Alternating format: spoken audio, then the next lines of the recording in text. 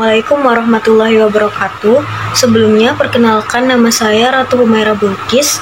Saya merupakan pemateri pertama dari kelompok 3. Di sini kami akan membahas mengenai buku yang berjudul Studi Kebijakan Publik dan Pelayanan Publik dengan penulis Profesor Dr. Dedi Mulyadi MSI dengan jumlah halaman 284 halaman dan tahun terbit 2018. Jadi, langsung saja kita mulai pada materi pertama, yaitu peran pemerintah dalam pelayanan publik.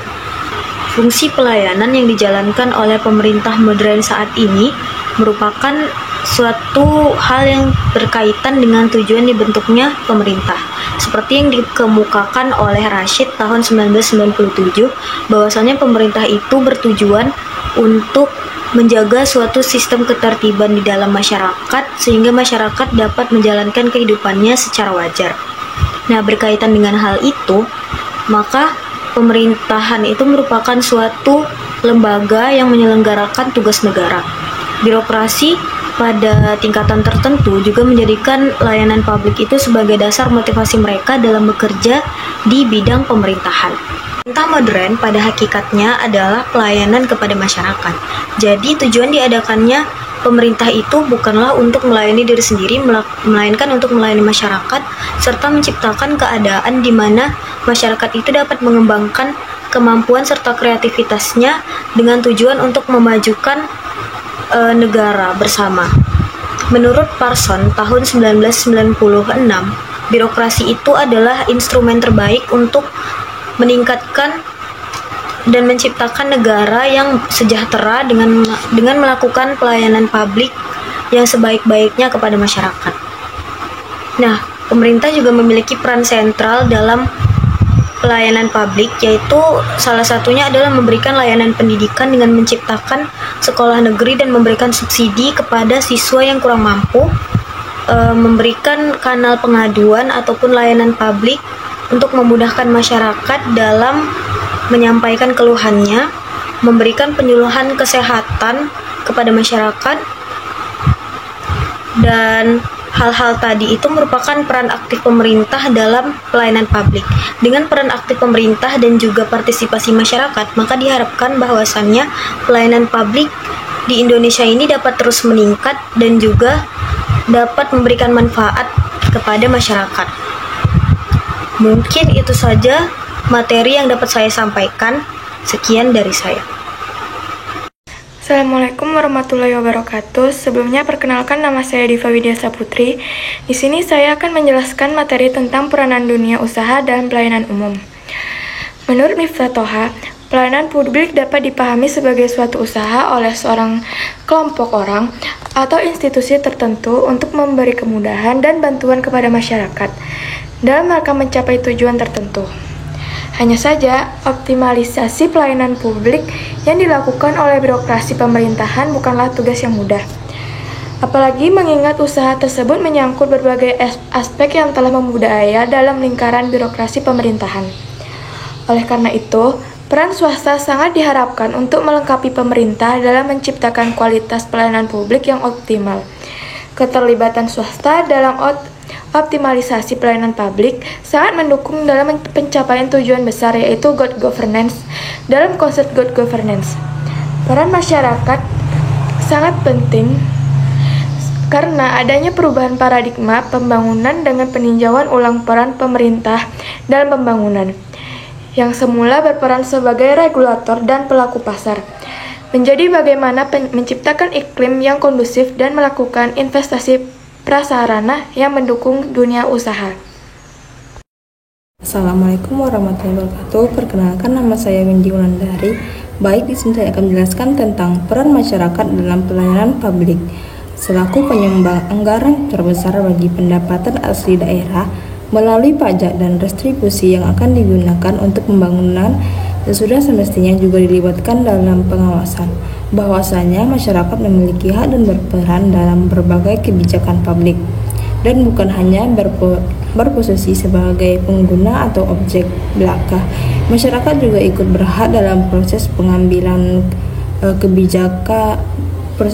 kebijakan publik dan diposisikan sebagai pemangku kepentingan yang dimintai pendapat dalam rangka untuk mewujudkan penyelenggaraan negara yang baik, transparan, efektif, efisien, dan akuntabel, demokratis, serta dapat dipertanggungjawabkan.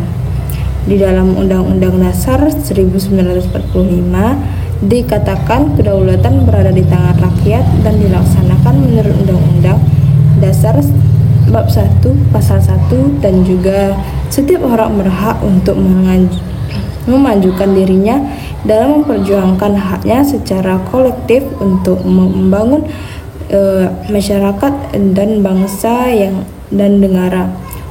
Undang-Undang 1945 Pasal 28C. Beberapa undang-undang dan peraturan pemerintah yang telah dilakukan partisipasi dan peran serta masyarakat selalu mendapat tempat sebagai fungsi pengawasan dan kontrol dalam bidang pendidikan, jasa, konstruksi, hak asasi manusia, dan lain-lain. Untuk mewujudkan tata kelola pemerintah yang baik, tentunya dilakukan pengelolaan dan penyediaan pelayanan publik yang transparan, akuntabel, dan bebas dari korupsi, dan nepotisme. Menurut Peraturan Pemerintah Nomor 68 Tahun 1999, masyarakat dan penyelenggaraan negara untuk mewujudkan penyelenggaraan negara yang bersih dan dilaksanakan dalam bentuk hak mencari, memperoleh, dan memberikan informasi mengenai penyelenggaraan negara, hak memperoleh pelayanan yang sama dan adil, hak menyampaikan saran dan pendapat secara bertanggung jawab terhadap kebijakan penyelenggaraan negara. Bab 2 Pasal 2 butir A, B, dan C sebagaimana pula di dalam Undang-Undang Republik Indonesia Nomor 28, serta masyarakat dan penyelenggaraan negara merupakan hak dan tanggung jawab masyarakat untuk ikut mewujudkan penyelenggaraan negara yang bersih. Bab 6 Pasal 8 ayat 1.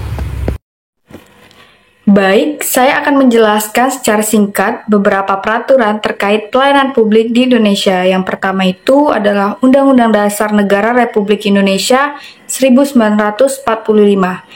Nah, Undang-Undang 1945 ini sebagai landasan konstitusional menegaskan bahwa negara berkewajiban melayani setiap warga negara dan penduduk untuk memenuhi hak dan kebutuhan dasarnya. Terdapat dalam pasal 28H ayat 3 menyatakan bahwa setiap orang berhak atas jaminan sosial yang memungkinkan pengembangan dirinya secara utuh sebagai manusia yang bermartabat. Selanjutnya, Undang-Undang Nomor 25 Tahun 2009 tentang Pelayanan Publik.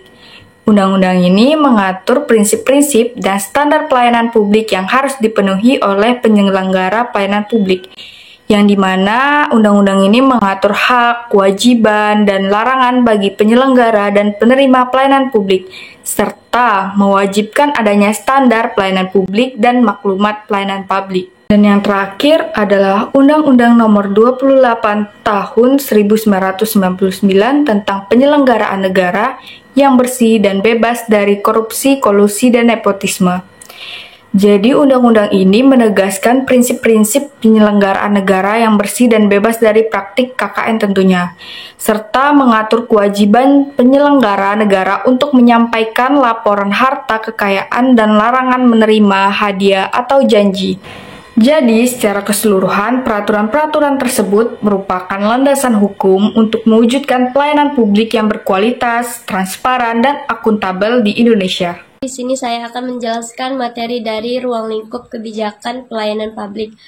Pelayanan publik ini diartikan sebagai pemberian layanan atau melayani keperluan orang atau masyarakat mempunyai kepentingan pada organisasi itu, sesuai dengan aturan atau pokok dan tata cara yang telah ditetapkan.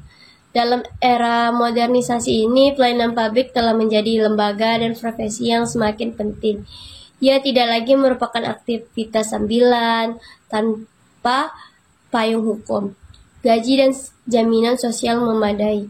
Sebagaimana terjadi di banyak negara berkembang pada masa lalu, sebagai profesi Pelayanan publik berpijak pada prinsip-prinsip profesionalisme dan etika seperti akuntabilitas, efektivitas, efisien, integritas, netralitas, dan keadilan bagi semua yang menerima pelayanan.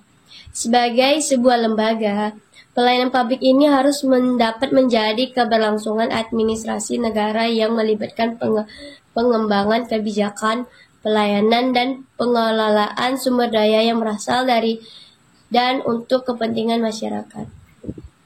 Di dalam hukum administrasi negara Indonesia, istilah pelayanan publik ini diartikan sebagai segala kegiatan pelayanan yang dilaksanakan oleh instansi pemerintah sebagai upaya pemenuhan kebutuhan orang masyarakat, instansi pemerintah dan badan hukum, maupun sebagai pelaksanaan ketentuan peraturan perundang-undangan. Pelayanan publik oleh Kemenpan No. 63/2003 terbagi ke dalam 3 kelompok, yaitu ada yang pertama ada kelompok pelayanan administratif, yang kedua ada pelayanan barang, yang ketiga ada pelayanan jasa. Dan yang tertera di slide PPT, ruang lingkup penyelenggaraan pelayanan publik publik dewasa ini semakin meluas dan menyentuh tidak saja pemenuhan atau penegak hak-hak dan SAR manusia seperti pendidikan, sandang pandangan, perumahan, pekerjaan yang layak, jaminan kesehatan, lingkungan yang sehat, dan lain sebagainya. Akan tetapi juga menyangkut hal-hal yang langsung menyentuh kehidupan masyarakat sehari-hari seperti perizinan identitas status, penyaluran kebutuhan bahan pokok, transportasi, telekomunikasi, dan sebagainya. Sekian dari saya, terima kasih. Baiklah, saya akan menjelaskan prinsip-prinsip dasar penyelenggaraan pelayanan. Yang pertama yaitu ada hak dan kewajiban, baik bagi pemberi dan penerima pelayanan publik tersebut.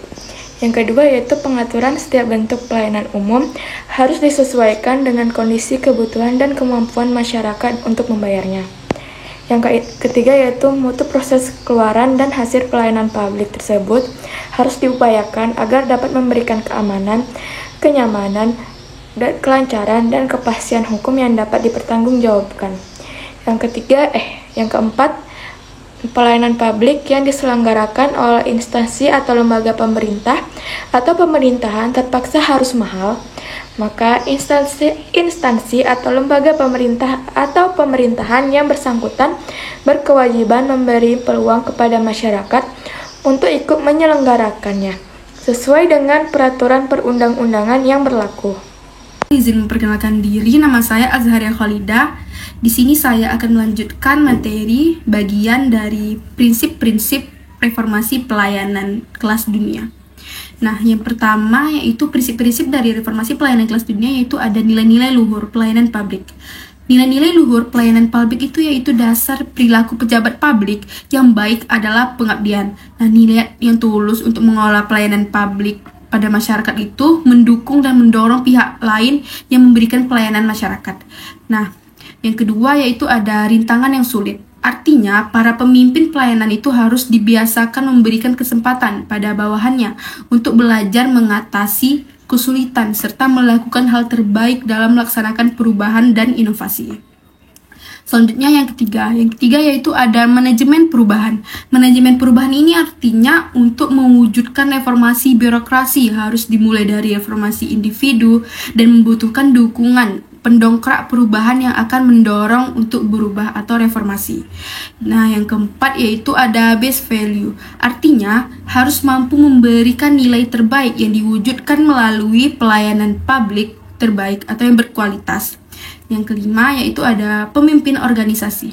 Pemimpin organisasi sebagai pelayanan publik dan memotivasi bawahannya. Artinya, setiap pemimpin birokrasi itu harus mampu menentukan core bisnisnya sebagai fungsi pelayanan dengan perspektif baru berdasarkan prinsip nilai-nilai terbaiknya atau base value tadi, sesuai dengan kriteria dan prinsip pelayanan yang dikenal luas atau internasional. Nah, yang keenam itu ada perencanaan strategis individu. Artinya, para pemimpin birokrasi itu bersama-sama dengan anggotanya itu wajib menyusun rencana strategis individu sebagai pejabat pelayanan agar jelas sistem kerja dan tujuan yang dicapainya. Yang ketujuh yaitu ada aparatur profesional yang menjadi tulang punggung pelaksanaan reformasi birokrasi. Yang kedelapan yaitu ada petunjuk organisasi kegiatan, yaitu ukuran pencapaian kinerja sebagai petunjuk operasional seperti RAPPA. Terus yang kesembilan yaitu ada pelaksanaan reformasi birokrasi melalui perbaikan secara menyeluruh untuk meningkatkan manfaat yang besar bagi masyarakat. Nah, yang kesepuluh yaitu ada analisis perundang-undangan atau kebijakan. Dan yang terakhir yaitu kemitraan, artinya perlu dibina untuk ikut serta meningkatkan kinerja pelayanan. Terima kasih. Assalamualaikum warahmatullahi wabarakatuh. Saya Imam Surya akan menjelaskan terkait macam-macam pola penyelenggaraan pelayanan publik. Pelayanan publik oleh birokrasi publik merupakan salah satu dari perwujudan dan fungsi aparatur negara sebagai abdi masyarakat. Timbulnya pelayanan publik dikarenakan adanya suatu kepentingan, dan kepentingan tersebut berbagai macam bentuknya sehingga menghasilkan pelayanan yang juga bermacam-macam. Ada beberapa jenis, diantaranya pelayanan administratif, yaitu pelayanan yang menghasilkan berbagai bentuk dokumen resmi yang dibutuhkan, seperti KTP, akte kelahiran, akta kematian, BPKB, SIM, STNK, IMB, paspor, sertifikat lahan, tanah, atau penguasaan terhadap suatu hal. Selanjutnya ada pelayanan jasa, yaitu pelayanan barang dulu. Selanjutnya ada pelayanan barang, yaitu pelayanan yang menghasilkan berbagai bentuk barang yang digunakan oleh publik, seperti jaringan telepon, tenaga listrik, air bersih, dan sebagainya. Selanjutnya ada pelayanan jasa, yaitu pelayanan yang menghasilkan berbagai bentuk jasa, misalnya pendidikan, kesehatan, transportasi, pos, dan sebagainya. Di samping itu, untuk menciptakan kegiatan pelayanan publik yang berkualitas, maka Menteri Pendayagunaan Aparatur Negara menerbitkan keputusan mengenai pola penyelenggaraan pelayanan publik. Antara lain ada pola fungsional. Pola pelayanan publik diberikan oleh penyelenggara pelayanan sesuai dengan tugas dan fungsi atau kewenangannya. Selanjutnya ada pola terpusat. Pola pelayanan publik yang diberikan secara tunggal oleh penyelenggara pelayanan berdasarkan pelimpahan wewenang dari penyelenggara pelayanan terkait lainnya yang bersangkutan. Selanjutnya ada pola pelayanan terpadu. Terpadu ada terpadu satu atap dan juga terpadu satu pintu. Terpadu satu atap ialah pola pelayanan yang dilakukan pada satu tempat atau lokasi yang berkoordinir secara terpadu yang terdiri dari beberapa unit kerja sesuai kewenangannya masing-masing. Selanjutnya ada pola pelayanan terpadu yang satu pintu adalah kegiatan pelayanan yang terintegrasi dalam suatu tempat kesatuan. Proses dimulai dari tahap awal sampai dengan tahap penyelesaian dilakukan dalam satu tempat. Mungkin itu saja yang dapat saya sampaikan. Lebih dan kurang saya ucapkan mohon maaf. Assalamualaikum warahmatullahi wabarakatuh. Selanjutnya, materi mengenai pelayanan informasi publik. Nah, apa itu pelayanan informasi publik? Pelayanan informasi publik adalah upaya pemerintah atau lembaga untuk memberikan informasi yang dibutuhkan oleh masyarakat secara transparan dan akurat sesuai dengan undang-undang atau regulasi yang berlaku. Nah, selanjutnya, salah satu ciri era demokratisasi adalah keterbukaan informasi. Jadi, perkembangan keterbukaan informasi publik di Indonesia diawali sejak tahun 2000 dalam bentuk kebijakan berupa kebebasan memperoleh informasi publik. Pada tanggal 30 April 2008, disahkanlah rancangan oleh Presiden menjadi Undang-Undang Nomor 14 Tahun 2008 tentang Keterbukaan Informasi Publik. Namun, kehadiran kebijakan berupa undang-undang tersebut banyak menimbulkan kekhawatiran dan kepanikan sejumlah birokrasi di badan publik. Nah, kekhawatiran-kekhawatiran itu memiliki beberapa alasan. Yang pertama ialah informasi yang apabila diberikan secara terbuka kepada publik, maka akan dapat membahayakan negara. Selanjutnya, dapat menimbulkan persaingan usaha yang tidak sehat, berkaitan dengan privasi seseorang, rahasia jabatan, serta belum dikuasainya dan belum didokumentasikannya informasi yang dibutuhkan masyarakat. Dan alasan yang kedua ialah terbukanya masyarakat yang akan meminta informasi kepada instansi sesuai dengan kebutuhan masing-masing informasi saja. Seperti mulai dari informasi sederhana seperti pengurusan KTP, akte kelahiran, hingga layanan yang paling berat seperti dokumen kriminal oleh aparat atau bahkan masalah korupsi. Nah, karena kekhawatiran-kekhawatiran tersebut, maka perlu adanya pengembangan tata kelola sistem layanan informasi publik yang baik, akurat, cepat, dan tepat. Nah, materi selanjutnya ialah mengenai pengembangan pelayanan publik pada instansi pemerintah dan bisnis. Di sini, model pelayanan yang paling tepat untuk membangun sinergi antara pemerintah dan bisnis adalah dengan membangun manajemen kolaboratif antara pemerintah dan lembaga non-pemerintah dalam pelayanan publik. Nah, di Indonesia, bentuk kerjasama antara pemerintah dan swasta selama ini masih terbatas pada kerjasama antara pemerintah sebagai prinsipal dan swasta sebagai agen. Sebenarnya dalam kerjasama yang bersifat kolaboratif, hubungan prinsipal agen tidak lagi berlaku karena kerjasama yang terjadi di sini adalah prinsipal dan prinsipal. Jadi di sini para pihak yang berkolaborasi adalah prinsipal dan juga bertindak sekaligus sebagai agen untuk diri mereka sendiri. Dan di sini, pemerintah dan swasta atau pemerintah dan bisnis sepakat untuk bekerja sama karena adanya kesamaan visi dan tujuan untuk diwujudkan secara bersama-sama dan memiliki otoritas dalam mengambil keputusan secara independen. Mungkin hanya sekian materi dari kami, kurang lebihnya kami mohon maaf. Kami tutup dengan wabillahi taufiq wal hidayah. Wassalamualaikum warahmatullahi wabarakatuh.